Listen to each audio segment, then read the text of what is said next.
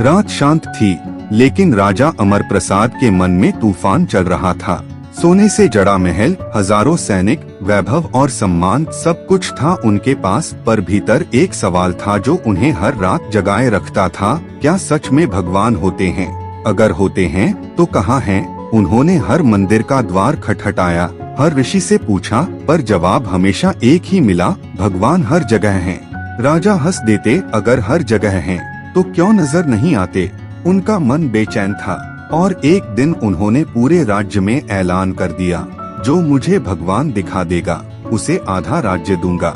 कई ज्ञानी आए, अपने अपने तर्क लाए।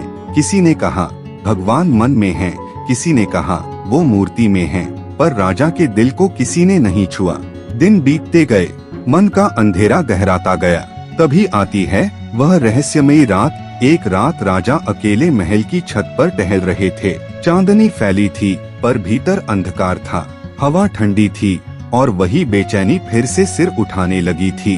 तभी अचानक पीछे से एक धीमी आवाज आई, महाराज, क्या मैं अंदर आ सकता हूँ? राजा ने पलटकर देखा, दरवाजे पर एक बूढ़ा आदमी खड़ा था, फटे कपड़ों में, कांपते हाथों से शरीर ढकता हुआ।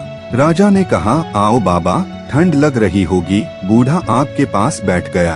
कुछ देर चुप रहा, फिर धीमे स्वर में बोला, महाराज, क्या आप बहुत परेशान हैं? राजा ने सिर झुका लिया। हाँ, मैं भगवान को ढूंढ रहा हूँ, पर वो मिलते ही नहीं। बूढ़ा मुस्कराया। उसकी आंखों में एक अजीब सी चमक थी, जैसे कोई अनकही बात कह रही हो। वह बोला, महाराज, भगवान मंदिरों में नहीं, वो भूखे के पेट में हैं, ठिठुरते के शरीर में हैं, और उस दिल में हैं जो किसी और के दर्द को समझता है। राजा कुछ पल के लिए मौन रह गए। उनके होंठ कांपे। तो क्या तुमने भगवान को देखा है? बूढ़ा मुस्कराया। नहीं महाराज, मैंने उन्हें महसूस किया है। जब मैंने किसी की मदद की, जब मैंने किसी की आंखों के आंसू पोंछे, तब मैंने उन्हें छुआ है। इतना कहकर वह धीरे धीरे उठा। राजा ने उसे रोकना चाहा, पर जैसे ही उन्होंने उसका हाथ पकड़ने की कोशिश की, वह बूढ़ा मानो धुएं की तरह विलीन हो गया। राजा स्तब्ध रह गए। चारों ओर सन्नाटा था, पर भीतर एक गहरा सुकून उतर आया था। उनके होठों से शब्द निकले, हे प्रभु, आप तो मेरे आसपास ही थे और मैं आपको दूर दूर ढूंढता रहा।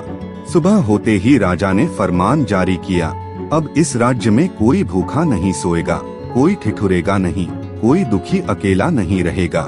जो किसी की सेवा करेगा वही भगवान का सच्चा भक्त कहलाएगा।